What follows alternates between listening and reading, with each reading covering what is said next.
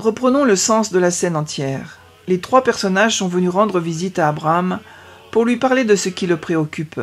Il n'a pas de fils.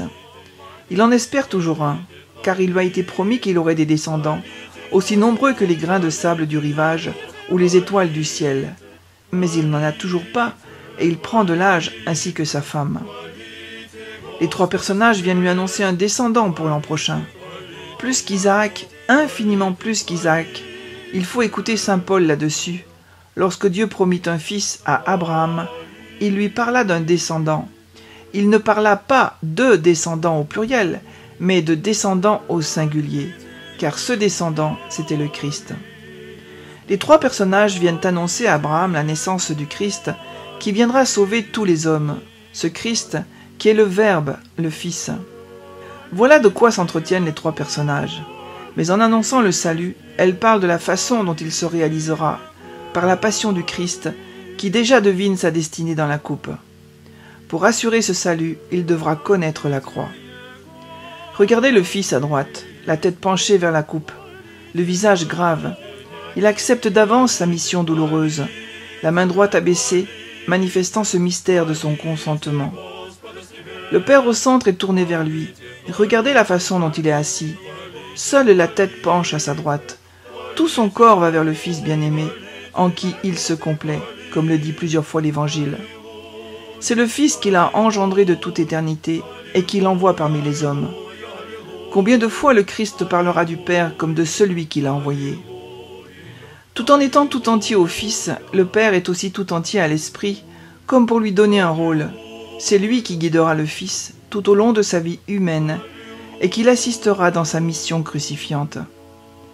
Voyez comment l'Esprit le regarde dans une attitude ferme, droit, il le soutiendra. Comme ce regard est à la fois plein de bonté et d'assurance. Ici encore, combien de fois nous entendrons le Christ dans l'Évangile parler de cette aide de l'Esprit. Il le dira de multiples manières, par exemple en citant Isaïe. « L'Esprit de Dieu repose sur moi, l'Esprit de Dieu m'a envoyé. » Le geste des deux mains droites. Chacun des doigts est disposé d'une manière particulière. Il signifie le nom du Seigneur, Jésus-Christ, soit IC et XC en grec. L'index droit et le majeur incurvé forment I et C. L'annulaire et le pouce se croisent pour former un X. L'auriculaire courbé forme le C final. C'est donc la position d'une main qui bénit au nom de Jésus-Christ. C'est pourquoi les évêques en Occident l'ont adopté. Nous apercevons la main non pas du côté de la paume, mais du côté du dos. C'est la raison pour laquelle on ne voit pas le pouce. Le Père et l'Esprit bénissent et désignent le Fils en indiquant son nom de leur main droite. Mais les deux anges font plus. Ils sont garants de sa mission. Ils portent témoignage de lui. Jean 15, 26.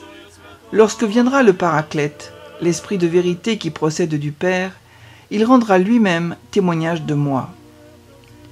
Roublev nous montre un Dieu serviteur de l'homme, compatissant à l'infini, un Dieu qui veut dans le Fils partager la souffrance de l'homme. Car le Fils sera envoyé non pas pour enlever ou supprimer la souffrance d'un coup de baguette magique, mais pour l'assumer.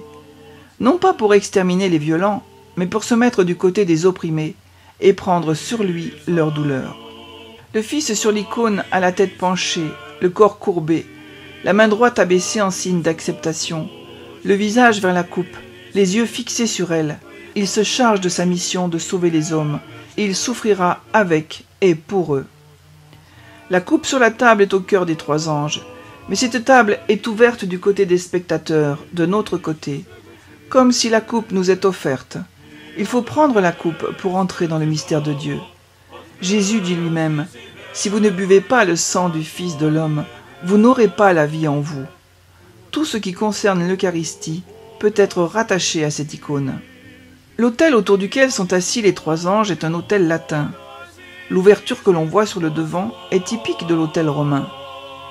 On éprouva très tôt le désir de célébrer l'Eucharistie sur la tombe des martyrs, à Rome en particulier. Les fidèles souhaitaient vénérer les martyrs en touchant leur châsse, du moins la faire toucher par des morceaux d'étoffe qu'ils emportaient et conservaient chez eux. La cavité dans l'autel, munie d'une grille, permettait d'y accéder. Orientaux et occidentaux ont une théologie différente sur le dogme du mystère de la Trinité. Les orientaux s'en tiennent au credo défini au concile de Nicée et de Constantinople. L'Esprit procède du Père. Les occidentaux ont peu à peu introduit dans ce credo une formule nouvelle, le filioque. L'Esprit procède du Père et du Fils. Un homme aussi mystique et profond que Roublev a su intégrer les deux positions occidentales et orientales. Relever les attitudes respectives des trois personnes avec le jeu de leurs mains et celui de leurs regards. Elles rendent compte de toutes les définitions dogmatiques. L'Esprit procède du Père, comme du principe premier, de la source, disent les orientaux. Le Père, au centre, personnage apparemment le plus important, porte ses yeux vers l'Esprit, comme s'il se donnait à lui. L'Esprit tient tout de lui. L'Esprit procède du Père et du Fils. Le visage du Père et du Fils à droite, leur manière d'être assis, leur inclination. Ils sont tous deux tournés vers la gauche, vers l'Esprit. L'Esprit procède du Père par le Fils. C'est la formule qui rallie occidentaux et orientaux.